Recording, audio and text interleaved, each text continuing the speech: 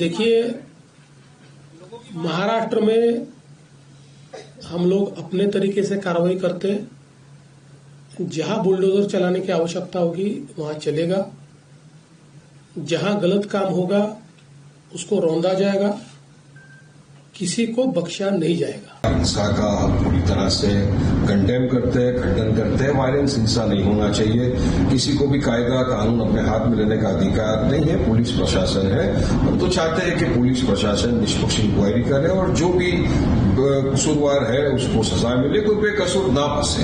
अब आपने 2 FIR register की, एक FIR विश्व हिंदू परिषद बजरंग दल पे हुआ, 7-8 आदमी लोग पकड़े थे, उनको पहले भी जमानत हो गई। अब और एक FIR रजिस्टर हुआ है, उसमें कुछ 50 से ज्यादा लोगों को अरेस्ट किया गया है, कोर्ट के सामने खड़ा किया है और मैटर सब जुडिस है, pending in the court of law, inquiry हो रही।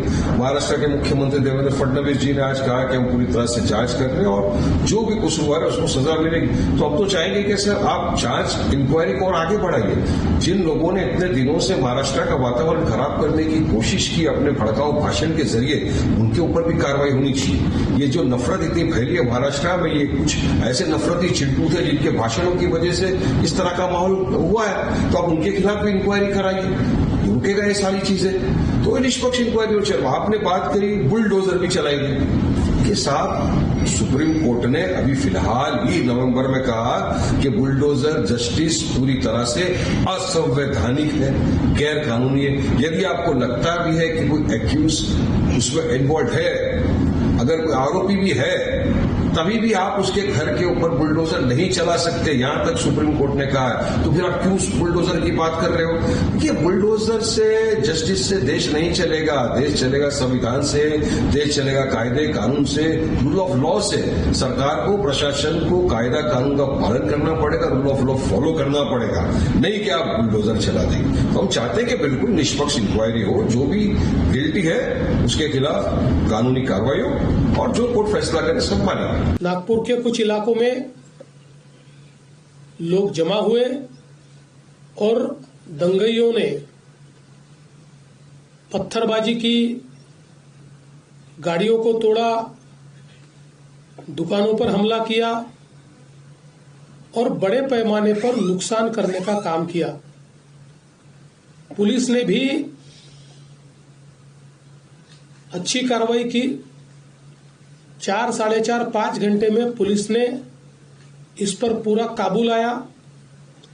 उसके लिए आंसू गैस के गोले छोड़ने की बात हो या अलग अलग प्रकार से जो कार्रवाई करनी पड़ती है वो सारी कार्रवाई पुलिस ने की, जिसके कारण इसको काबू में लाया गया।